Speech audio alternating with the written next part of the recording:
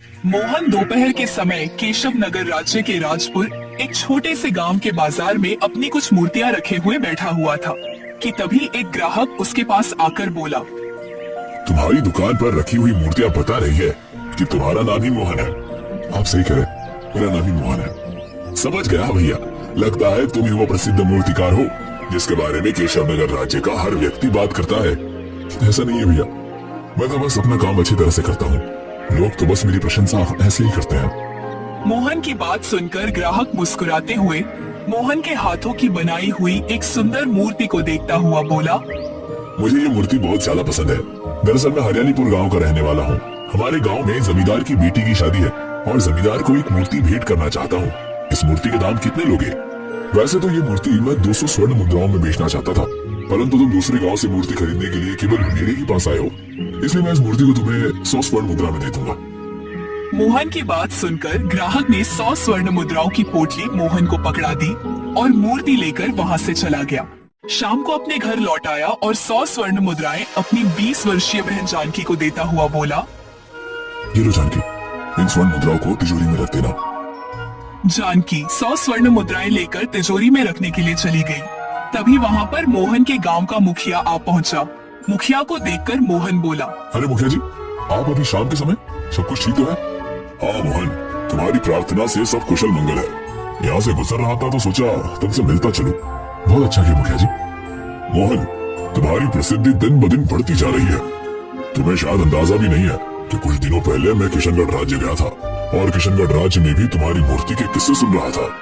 मैं तो आश्चर्य में पड़ गया, लेकिन आश्चर्य के साथ साथ मुझे बहुत प्रसन्नता भी हुई, क्योंकि तुम्हारी वजह से इस गांव का नाम भी प्रसिद्ध हो रहा है।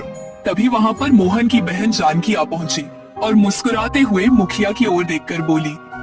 मेरे भैया मूर्ति बनाते ही इतनी अच्छी है कि कोई भी उस मूर्ति की तारीफ किए बगैर नहीं रहता। तुम सही कहती हो जानकी। अब वो दिन दूर नहीं जब मोहन की मूर्ति बनाने के चर्चे महल तक में पहुँचेंगे।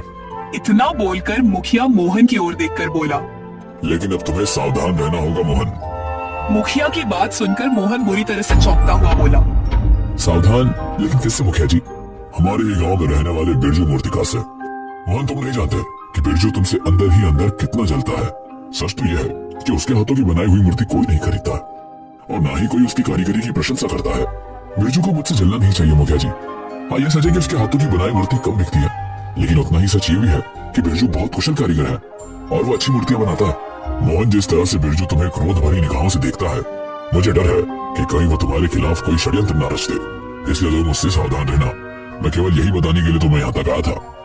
इतना बोलकर मुखिया वहाँ से चला गया। अगले दिन मोहन अपने घर से मूर्तियां लेकर अपने गांव के बाजार में चला गया। तभी वहाँ पर बिरजू आ पहुँचा। बिरजू मोहन की ओर देखकर बोला। कैसे हो मोहन? मैं तो सही हूँ बिरजू, तुम बताओ तुम कैसे हो? तुम्हारे होते हुए मैं कैसा हो सकता हूँ मोहन? जब तक तुम्हारी किस्मत के सितारे बुलंद है, तब तक मेरी किस्मत के सितारे गर्दिश में ही रहेंगे।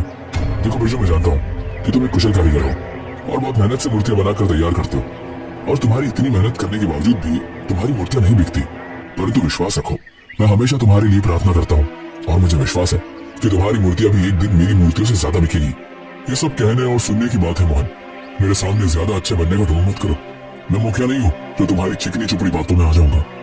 देखो बिरजू, कल ही मुझे मुखिया जी बता रहे थे कि तुम अंदर ही अंदर मुझसे चलते हो। आखिर तुम्हें मुझसे क्या जलन है बिरजू? देखो मोहन, मैं तुमसे अच्छी मूर्तियां बनाता हूँ और तुमसे अच्छा और कुशल कारीगर हूँ, लेकिन उसके बावजूद भी मेरी मूर्तियां नहीं बिकती क्योंकि तुमने मुझे बदनाम कर रखा है। मेरी बात ध्यान से सुनो मोहन। मुझे सूचना मिली है कि कल राजा विक्रम की पुत्री राजकुमारी चंद्रलेखा मंत्री जगन्नाथ के साथ इस गांव में तुमसे मिलने के लिए आ रही है। तुम्हारी प्रसिद्धि के चर्चे अब महल तक में पहुंच रहे हैं, लेकिन मैं चुप नहीं बैठूंगा। मैं राजकुमारी चंद्रलेखा के सामने साबित कर दूंगा कि मैं तुमसे कुशल और बेहतर मूर्तियां बना सकता हूँ। इतना बोलकर बिरजू वहाँ से चला गया। शाम को मोहन अपने घर की ओर जाने लगा। मोहन अपने गांव में पहुंचा ही था कि तभी रास्ते में उसे गांव का मुखिया मिल गया। मुखिया मोहन की ओर देखकर बोला। अच्छा हुआ मोहन, तुम मुझे यहाँ पर मिल गए। मैं तुमसे ही मिलने तुम्हारे घर पर आ रहा था। क्या हुआ मुखिया जी? मोहन, कल राजा विक्रम की इकलौती पुत्री चंद्रलेखा अपने मंत्री जगन्नाथ के साथ तुमसे मिलने के लिए आ रही है। राजकुमारी चंद्रलेखा अपनी स्वयं की मूर्ति बनवाना चाहती है। हाँ मुखिया जी, आज प्रातःकाल ही मुझे बिरजू ने इस बारे में बताया था। मेरी पूरी बात सुनो मोहन। बिरजू को इस बारे में इसलिए मालूम है कि एक सैनिक तुम्हारे बारे में ही गांव के बाजार में पूछताछ कर रहा था। पूछताछ करने के दौरान ही बिरजू उस सैनिक से टकरा गया। बिरजू ने उस सैनिक से खुद को तुमसे बेहतर मूर्ति का कारीगर बताया और तुम्हारे बारे में काफी कुछ झूठ भी बोला। बिरजू की बात सुनकर सैनिक बिरजू से ये कहकर गया कि वो राजकुमारी चंद्रलेखा को तुम्हारे साथ साथ बिरजू के बारे में भी बताएगा और राजकुमारी चंद्रलेखा को इस बात के लिए मनाएगा कि वो तुम्हारे और बिरजू के बीच एक प्रतियोगिता रखे। मतलब तुम्हें और बिरजू को राजकुमारी चंद्रलेखा की ही मूर्ति बनानी होगी और जिसके हाथ की भी मूर्ति राजकुमारी चंद्रलेखा को पसंद आएगी, राजकुमारी चंद्रलेखा उसे इतनी ढेर स्वर्ण मुद्राएं देगी कि उसकी 7 नस्लों को काम करने की आवश्यकता नहीं पड़ेगी। मुखिया की बात सुनकर मोहन गहरी सोच में डूबता हुआ मुखिया की ओर देखकर बोला, समझ गया मुखिया जी। इसलिए बिरजू आज मुझसे कह रहा था कि वो राजकुमारी चंद्रलेखा के सामने साबित कर देगा कि वो मुझसे बेहतर मूर्ति बनाने का कारीगर है। मुखिया जी, मुझे इस बिरजू से कोई डर नहीं और ना ही मैं बिरजू से अच्छा मूर्ति बनाने का कारीगर होने का दावा करता हूँ। मैं कल भी ये कहता था और आज भी ये कहता हूँ कि मैं बस अपना काम मेहनत और ईमानदारी से करता हूँ। बस इससे अधिक मैं और कुछ नहीं कह सकता। मोहन की बात सुनकर मुखिया मोहन से बोला, मुझे लगता है राजकुमारी चंद्रलेखा सुबह तक यहाँ आ जाएगी। यहाँ आने के बाद वो सबसे पहले मुझसे ही मिलेगी। मैं राजकुमारी चंद्रलेखा और उनके मंत्री को सुबह तुम्हारे घर पर लेकर आ जाऊंगा। इतना कहकर मुखिया वहाँ से चला गया और मोहन अपने घर लौट आया। मोहन को गहरी चिंता में डूबे हुए देखकर उसकी बहन जानकी उससे बोली, क्या हुआ भैया, आज आपके चेहरे पर ये चिंता की लकीरें क्यों झलक रही है? मोहन अपनी बहन को सारी घटना बताते हुए बोला, कल राजकुमारी चंद्रलेखा अपने मंत्री के साथ हमारे घर पर आएंगी। चिंता मत कीजिए भैया, चिंता तो बिरजू को करने की आवश्यकता है। मुझे पूरा विश्वास है कि बिरजू आपसे अधिक सुंदर राजकुमारी चंद्रलेखा की मूर्ति नहीं बना पाएगा। अपनी बहन की बात सुनकर मोहन मुस्कुराता हुआ चारपाई पर लेट गया। अगली सुबह बिरजू सोकर उठा ही था कि तभी उसके घर की कुंडी कोई जोर जोर से खटखटाने लगा। मोहन तुरंत अपने घर से बाहर चला गया। बाहर आकर मोहन ने देखा कि उसके दरवाजे पर मुखिया राजकुमारी चंद्रलेखा और मंत्री जगन्नाथ खड़े हुए थे। राजकुमारी चंद्रलेखा मोहन की ओर देखकर बोली, तो तुम ही हो मोहन, एक विचित्र कुशल मूर्तिकार जिसकी प्रशंसा राज्य में घूमते हुए महल तक जा पहुंची। प्रशंसा के लिए आपका बहुत बहुत धन्यवाद राजकुमारी। असली प्रशंसा तो मैं तुम्हारी तब करूंगी जब तुम प्रतियोगिता में जीत जाओगे। राजकुमारी चंद्रलेखा की बात सुनकर मोहन और मुखिया राजकुमारी चंद्रलेखा को सवालिया नजरों से देखने लगे। राजकुमारी उन दोनों की ओर देखकर बोली, मैं जानती हूँ तुम्हारे मन में यही प्रश्न चल रहा होगा कि किस बात की प्रतियोगिता। दरअसल तेरे सैनिक ने मुझे बताया, इसी गांव में बिरजू नाम का एक और मूर्तिकार रहता है जिसका दावा है कि वो तुमसे बेहतर मूर्तियां बनाता है। राजकुमारी चंद्रलेखा ने इतना कहा ही था कि तभी वहाँ पर बिरजू भी आ पहुँचा। राजकुमारी चंद्रलेखा बिरजू को देखकर बोली, क्या तुम तैयार हो? हाँ राजकुमारी, मैं तैयार हूँ। कुछ ही देर में मोहन, मुखिया, राजकुमारी चंद्रलेखा, मंत्री जगन्नाथ और 2 सैनिक एक बगीचे में खड़े हुए थे। राजकुमारी चंद्रलेखा एक वृक्ष के नीचे बैठी हुई थी। मोहन और बिरजू राजकुमारी चंद्रलेखा को देखते हुए उसकी मूर्ति बनाने में मग्न थे। कुछ ही देर में बिरजू और मोहन ने सुंदर मूर्ति बनाकर तैयार कर दी। राजकुमारी चंद्रलेखा मंत्री जगन्नाथ के साथ धीरे धीरे कदमों से दोनों मूर्तियों के पास चली। राजकुमारी चंद्रलेखा बिरजू के हाथ की बनी हुई मूर्ति को देखकर प्रसन्न होती हुई बिरजू से बोली, तुमने तो बिल्कुल हूबहू मेरी ही जैसी दिखने वाली मूर्ति तैयार कर दी। ऐसा लगता है जैसे कि मैं आईने में अपना ही अक्स देख रही हूँ। राजकुमारी के मुंह से अपनी प्रशंसा सुनकर बिरजू का मन गदगद हो उठा। बिरजू के हाथ की बनाई हुई मूर्ति को देखने के बाद राजकुमारी चंद्रलेखा मोहन की बनाई हुई मूर्ति की ओर देखने लगी। मगर जैसे ही राजकुमारी चंद्रलेखा की नजर मोहन की बनाई हुई मूर्ति पर पड़ी, राजकुमारी चंद्रलेखा की आंखें आश्चर्य से फटी के फटी रह गईं। उसके चेहरे पर क्रोध झलकने लगा। राजकुमारी चंद्रलेखा मोहन से बोली, तुमने ये किसकी मूर्ति बना दी? क्या ये मूर्ति तुम्हें मेरी जैसी दिखती है?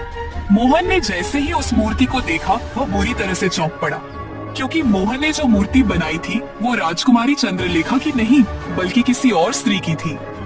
मोहन राजकुमारी चंद्रलेखा की ओर देखकर आश्चर्य से बोला, विश्वास कीजिए राजकुमारी, मैंने तो आपकी मूर्ति बनाई थी, ये कैसे बन गई मुझे नहीं पता। तभी एक गांव का व्यक्ति जो कि वहां से गुजर रहा था वहां आ पहुंचा और मोहन की बनाई हुई उस मूर्ति को देखकर बोला, ये मूर्ति तो बहुत सुंदर है, इसकी सुंदरता के आगे राजकुमारी की सुंदरता कुछ भी नहीं। इतना कहकर वह व्यक्ति वहाँ से चला गया। अपने सामने दूसरी स्त्री की सुंदरता की प्रशंसा सुनकर राजकुमारी चंद्रलेखा क्रोधित होती हुई मंत्री जगन्नाथ से बोली, मंत्री जी, मोहन को इसी समय बंदी बनवा लिया जाए। इसने मेरी सुंदरता का अपमान किया है। इसने ऐसी हरकत जानबूझकर की है। ये मूर्तिकार अपने आप को समझता क्या है? नहीं राजकुमारी, मेरी बात का विश्वास कीजिए, मुझे नहीं पता ये मूर्ति कैसे बन गई। तभी बिरजू कुटिल मुस्कान से राजकुमारी चंद्रलेखा से बोला, राजकुमारी ये झूठ बोल रहा है, इसने ऐसा जानबूझकर किया है। मंत्री जगन्नाथ अपने दोनों सैनिकों से बोला, देखते क्या हो, मोहन को बंदी बना लो और इसे कारागार में बंद कर दो। यह सुनकर मोहन बुरी तरह से घबरा गया। मोहन जानता था कि अगर सैनिकों ने उसे बंदी बनाकर कारागार में डाल दिया तो राजकुमारी चंद्रलेखा उसे मौत के घाट उतरवा देगी, क्योंकि राज्य के सभी वास जानते थे कि राजकुमारी चंद्रलेखा और उसकी माँ एक क्रूर शासिका थी, क्योंकि केशव नगर राज्य में किसी राजा का नहीं बल्कि एक रानी का शासन था। मोहन अपने शरीर की पूरी ताकत लगाकर वहाँ से भागने लगा। देखते ही देखते वह उन सब की आंखों से ओझल हो गया। राजकुमारी चंद्रलेखा को इस बात की बिल्कुल भी उम्मीद नहीं थी। वह क्रोध से तमतमाती हुई मंत्री जगन्नाथ से बोली, मंत्री जी, मोहन तो भाग गया। अपने गुप्तचर और सैनिक उसके पीछे लगा दीजिए। मुझे किसी भी हालत में मोहन चाहिए। इतना बोलकर राजकुमारी चंद्रलेखा मोहन की बनाई हुई उस सुंदर स्त्री की मूर्ति को देखती हुई बोली, कोई भी मूर्तिकार किसी स्त्री को बगैर देखे इतनी सुंदर मूर्ति नहीं बना सकता। मोहन ने अगर इस सुंदर स्त्री की मूर्ति बनाई है तो ये सुंदर स्त्री अवश्य ही इस संसार में कहीं न कहीं होगी, और मुझे शक है कि मोहन उसे जानता है। मुझे यह स्त्री भी चाहिए। राजकुमारी चंद्रलेखा, तो फिर मोहन के हाथ की बनाई हुई मूर्ति को महल में ले चलिए। इस मूर्ति को मैं अपने गुप्तचरों को दिखा दूंगा और इसकी खोज में सारे राज्य में फैला दूंगा। तभी बिरजू राजकुमारी चंद्रलेखा से बोला, राजकुमारी चंद्रलेखा, मोहन आपके साथ धोखा करके भाग गया। उसने आपका अपमान भी किया, लेकिन मैंने आपकी मूर्ति बनाकर आपका मान जीता है, इसलिए अब मुझे आप इनाम दे दीजिए। बिरजू राजकुमारी चंद्रलेखा के स्वभाव को नहीं जानता था।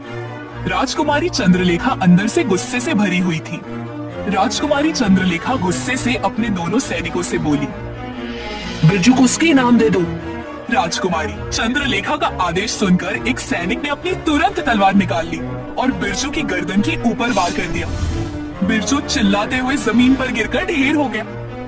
राजकुमारी चंद्रलेखा मंत्री जगन्नाथ मोहन की बनाई हुई मूर्ति को लेकर महल की ओर रवाना हो गए। मुखिया बिरजू की लाश को देखकर अफसोस भारी स्वर में बोला, तुम वास्तव में मूर्ख थे बिरजू, जो स्थिति को समझ ही नहीं पाए। आखिर तुम्हें क्या जरूरत थी इनाम मांगने की? वैसे भी जो किसी के लिए बुरा सोचता है उसके साथ बुरा ही होता है। इधर मोहन घने जंगल की ओर लगातार भागे जा रहा था। भागते भागते मोहन के पांव जवाब दे चुके थे। उसका गला प्यास से सूखा जा रहा था। तभी उसकी नजर एक तालाब पर पड़ी। मोहन दौड़ता हुआ उस तालाब के पास जाकर उस तालाब का पानी पीने लगा। पानी पीने के बाद मोहन कुछ देर तक जंगल में इधर उधर देखता रहा और अपने आप से बोला, मैं तो बुरी तरह से फंस गया। आखिर मुझे समझ नहीं आ रहा कि वो मूर्ति मुझे बन कैसे गई। मैं तो राजकुमारी चंद्रलेखा की मूर्ति बना रहा था। अब अगर मैं गांव वापस गया तो मारा जाऊंगा, लेकिन मेरी बहन जानकी भी घर पर अकेली होगी।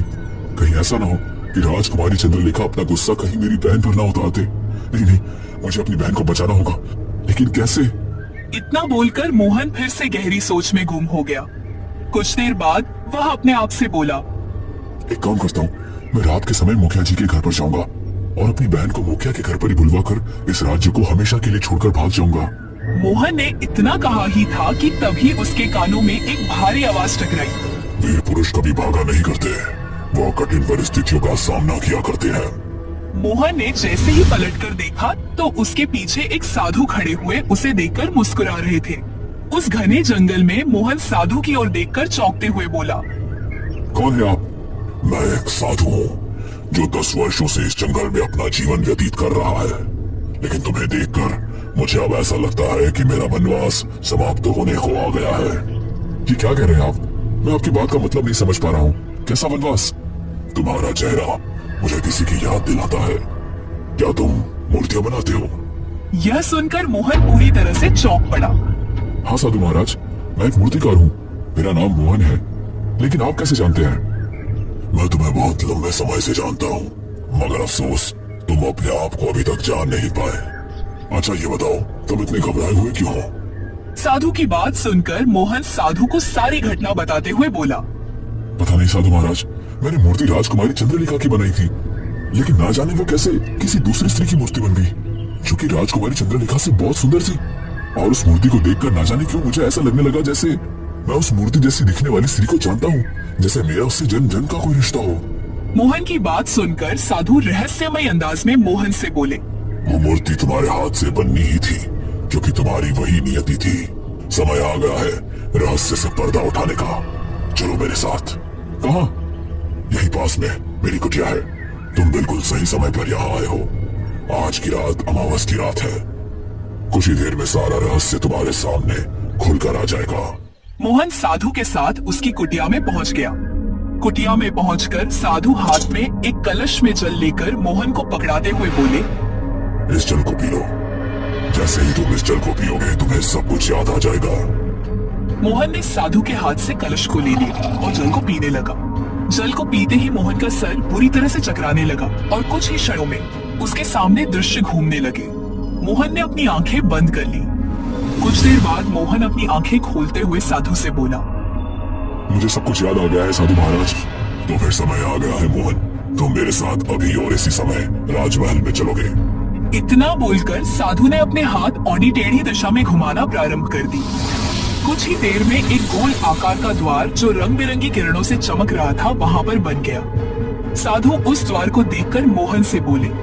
जैसे ही हम दोनों इस द्वार को पार करेंगे सही स्थान पर पहुंच जाएंगे। इधर राजकुमारी चंद्रलेखा मंत्री जगन्नाथ के साथ अपने महल तक आ पहुंची। दोनों सैनिक उसकी उस सुंदर स्त्री की मूर्ति को उठाए हुए थे, मगर महल के बाहर बगीचे में पहुंचकर ही राजकुमारी चंद्रलेखा मंत्री जगन्नाथ से बोली। मंत्री जी, मैं नहीं चाहती कि इस सुंदर स्त्री की प्रतिमा मेरे महल के द्वार के अंदर भी प्रवेश करे। तो फिर आप चाहती क्या है? इस मूर्ति को इसी बगीचे में रखवा दिया जाए। आप गुप्तचरों को इसे यहाँ से भी दिखा सकते हैं। जैसी आपकी आज्ञा। दोनों सैनिकों ने उस मूर्ति को बगीचे में ही रख दिया। तभी राजकुमारी चंद्रलेखा की माँ रानी पद्मा वहाँ आ पहुँची। रानी पद्मा चंद्रलेखा की ओर देखकर बोली। मैं तुम्हारा कब से प्रतीक्षा कर रही थी राजकुमारी। आखिर तुम्हें आने में इतनी देर कैसे लग गई? राजकुमारी अपनी माँ पद्मा को सारी घटना बताती हुई बोली। उसने मेरी सुंदरता का अपमान किया है, परंतु मैं उसे छोड़ूंगी नहीं माँ। राजकुमारी चंद्रलेखा के मुंह से सारी घटना सुनने के बाद न जाने क्यों पद्मा के चेहरे पर भय झलकने लगा। पद्मा तुरंत तेज कदमों से चलती हुई उस मूर्ति के नजदीक चली गई, जिस मूर्ति को सैनिकों ने कुछ देर पहले बगीचे में रखा था। उस मूर्ति को देखकर रानी पद्मा की आंखें डर और दहशत से फटी की फटी रह गईं, और वह अविश्वास भरी नजर से उस मूर्ति की ओर देखती हुई बोली। नहीं, यह संभव है, ऐसा नहीं हो सकता। अपनी माँ के डरा हुआ चेहरा देखकर राजकुमारी चंद्रलेखा और मंत्री जगन्नाथ आश्चर्य में पड़ गए। आप इतनी क्यों डर गई माँ? राजकुमारी सही कह रही है महारानी। आप तो इस मूर्ति को ऐसे देख रहे हैं मानो कि आप इस मूर्ति जैसी दिखने वाली स्त्री को अच्छी तरह से जानती हो। हाँ मंत्री जगन्नाथ, तुमने सही कहा। मैं इस मूर्ति जैसे दिखने वाली स्त्री को बहुत अच्छी तरीके से जानती हूँ। यह कोई और नहीं बल्कि स्वप्नलेखा है, जो अपने समय की अद्भुत सुंदरी हुआ करती थी, और इसे मैंने अपने हाथों से मारा था। मुझे बताओ, आखिर इस मूर्ति को किस मूर्तिकार ने बनाया है? मोहन नाम के मूर्तिकार ने, जिसकी प्रसिद्धि हमारे राज्य में काफी समय से फैली हुई है। इसका मतलब उस साधु ने जो कहा था वो हो गया। ये आप क्या कह रही है माँ? कौन स्वप्नलेखा, कौन साधु? राजकुमारी चंद्रलेखा की बात सुनकर रानी पद्मा चंद्रलेखा की ओर देखकर डरे हुए अंदाज में बोली। स्वप्नलेखा मेरी सौतेली बहन थी। ये बात आज से 30 वर्ष पुरानी है, जब मैं इस राज्य की राजकुमारी हुआ करती थी।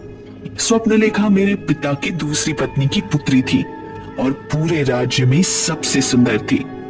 उसकी सुंदरता के चर्चे दूर दूर तक राज्य में फैले हुए थे। हम दोनों का बचपन साथ ही बीता और हम दोनों साथ साथ ही जवान हुए। स्वप्नलेखा अपना जीवन जहाँ साधारण तरीके से बिताना चाहती थी, तो वहीं मैं अपने पिता के बाद इस राज्य की बागडोर संभालकर महारानी बनना चाहती थी। स्वप्नलेखा उम्र में मुझसे 2 वर्ष छोटी थी। एक दिन की बात है, जब मुझे एक गुप्तचर ने स्वप्नलेखा के बारे में एक सूचना दी।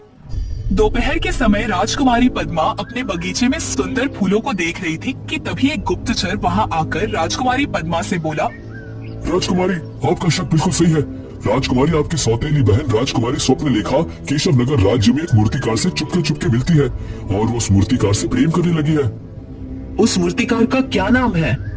उस मूर्तिकार का नाम मोहन है। तुमने मुझे ये बात बताकर बहुत अच्छा कार्य किया। वैसे भी मैं राजकुमारी स्वप्नलेखा को अपने रास्ते से हटाने की सोच रही थी, लेकिन मुझे कोई ठोस वजह नहीं मिल रही थी।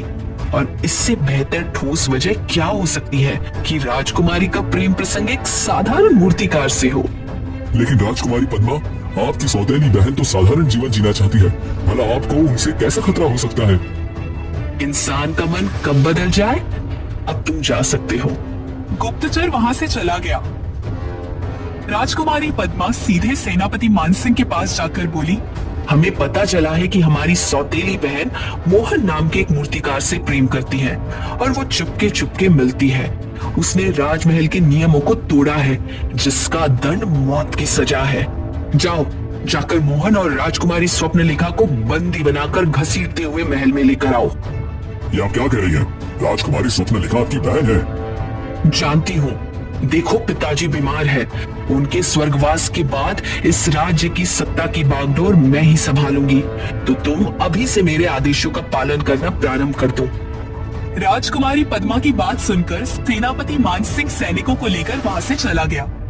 इधर जंगल में राजकुमारी स्वप्नलेखा एक वृक्ष के नीचे बैठी हुई थी और मोहन नाम का एक मूर्तिकार उसकी मूर्ति बना रहा था।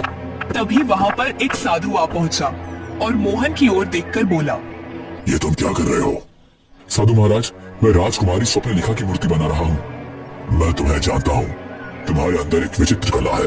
तुम एक विचित्र मूर्तिकार हो, लेकिन तुम आग से खेल रहे हो। राजकुमारी स्वप्नलेखा की सौतेली बहन राजकुमारी पद्मा वैसे भी अंदर ही अंदर राजकुमारी स्वप्नलेखा की सुंदरता से बहुत जलती है और वो उसे रास्ते से हटाने के बारे में हमेशा सोचती रहती है। तुम इससे मिलकर उसका रास्ता आसान कर रहे हो। यह सुनकर स्वप्नलेखा चौंक पड़ी और साधु से बोली, लेकिन साधु महाराज, मैं मोहन से प्रेम करती हूँ। क्या प्रेम करना कोई जुर्म है? मैं अपना जीवन एक राजकुमारी की तरह नहीं, बल्कि एक मूर्तिकार की पत्नी बनकर साधारण तरीके से व्यतीत करना चाहती हूँ। मुझे राज का कोई मोह नहीं। क्या ऐसा करना पाप है? नहीं राजकुमारी, तुम्हारी बातों ने मेरे मन को जीत लिया है। अगर तुम्हारा प्रेम सच्चा है तो विश्वास करो, मैं तुम्हारा मिलन मोहन मूर्तिकार से स्वयं कराऊंगा। साधु ने इतना कहा ही था कि तभी वहां पर सेनापति अपने सैनिकों के साथ आ पहुंचा और अपने सैनिकों की ओर देखकर बोला, मोहन और स्वप्नलेखा को बंदी बनाकर महल में ले चलो। ये आप क्या कह रहे हैं? क्षमा कीजिए राजकुमारी स्वप्नलेखा, परंतु मैं मजबूर हूँ। मुझे ऐसा करने का आदेश आपकी बहन ने ही दिया है। यह सरासर गलत आदेश है सेनापति। जानता हूँ, लेकिन मैं कुछ नहीं कर सकता। सैनिक राजकुमारी स्वप्नलेखा और मोहन को घसीटते हुए महल की ओर ले जाने लगे। साधु उन दोनों की ओर देखकर बोला, तुम दोनों को चिंता करने की आवश्यकता नहीं है। मैं राजकुमारी पद्मा से बात करूंगा और मैं तुम दोनों को कुछ नहीं होने दूंगा।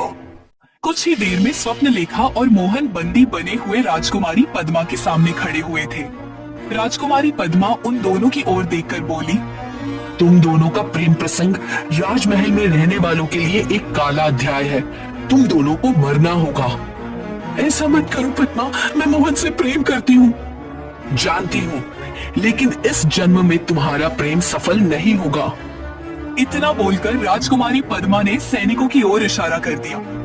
सैनिक ने तुरंत अपनी तलवार लेकर राजकुमारी स्वप्नलेखा की गर्दन पर वार कर दिया। स्वप्नलेखा ने तड़पते हुए दम तोड़ दिया।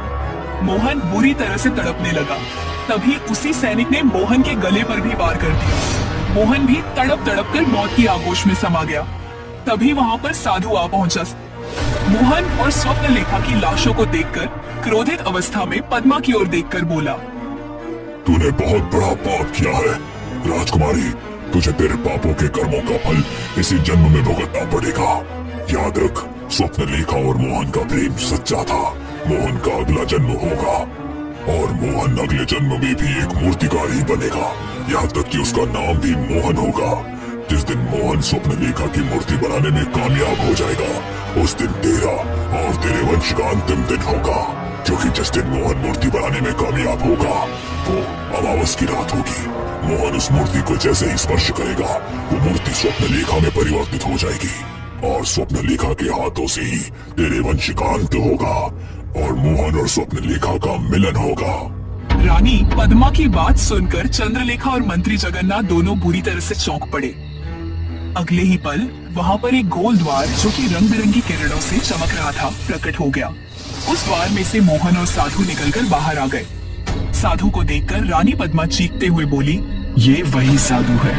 तभी साधु मोहन से बोले, मोहन इस मूर्ति को तुरंत स्पर्श करो, आज अमावस की रात है। ऐसा होते ही स्वप्न लेखा जीवित हो उठेगी। मोहन दौड़ते हुए उस मूर्ति के पास चला गया और उसने उस मूर्ति को जैसे ही स्पर्श किया अगले ही पल रंग बिरंगी किरणों से स्वप्न लेखा जीवित हो उठी और मोहन की ओर प्रेम भरी नजरों से देखती हुई बोली, तो आखिरकार तुमने दूसरा जन्म ले ही लिया। हाँ स्वप्न लेखा, अब हमें कोई अलग नहीं कर सकता। तभी साधु स्वप्न लेखा की ओर देखकर बोले, स्वप्न लेखा, तुम्हारे अंदर अब अद्भुत शक्तियां हैं। तुम अपने मन में जो सोचोगी वही होगा। तुम्हें अपनी सौतेली बहन और उसके वंश को खत्म करना होगा। तुम्हारी सौतेली बहन पद्मा का पति पहले ही संसार छोड़कर जा चुका है। इसकी केवल एक ही पुत्री है, चंद्रलेखा, जो कि अपनी माँ के नक्श कदम पर ही चल रही है। साधु ने इतना कहा ही था कि तभी स्वप्न लेखा क्रोधित भरी नजरों से चंद्रलेखा और रानी पद्मा को देखने लगी। अगले ही पल उसकी आंखों से आग निकलने लगी। पद्मा और चंद्रलेखा उस आग की चपेट में आकर जलकर राख हो गए। जगन्नाथ इस दृश्य को देखकर बोला, मनुष्य को अपने बुरे कर्मों का फल ही भुगतना पड़ता है। आज से आप ही इस राज्य की महारानी है। अगले दिन स्वप्न लेखा और मोहन का विवाह धूमधाम से संपन्न हो गया।